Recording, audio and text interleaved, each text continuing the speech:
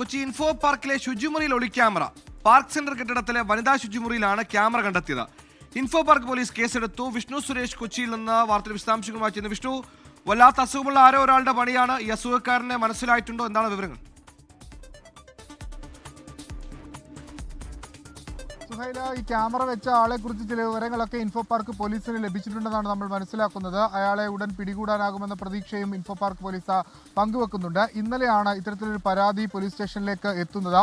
Info പാർക്കിലെ park centre എന്ന ടവറിലെ വനിതാ ശുചിമുറിയിലാണ് ഒരു ക്യാമറ കണ്ടെത്തിയത്. അതായത് ഈ വാഷ് ബേസിന് കീഴെയായാണ് ഈ ക്യാമറ സ്ഥാപിച്ചിരുന്നത്. അത് അവിടെ കയറിയ ഒരു വനിതയാണ് ഇത് കണ്ടെത്തുകയും പിന്നീട് അവർ അവിടുത്തെ ഡെപ്യൂട്ടി മാനേജറെ റിപ്പോർട്ട് ചെയ്യുകയായിരുന്നു. ഡെപ്യൂട്ടി മാനേജർ അപ്പോൾ തന്നെ പോലീസിനെ വിവരം അറിയിച്ചു.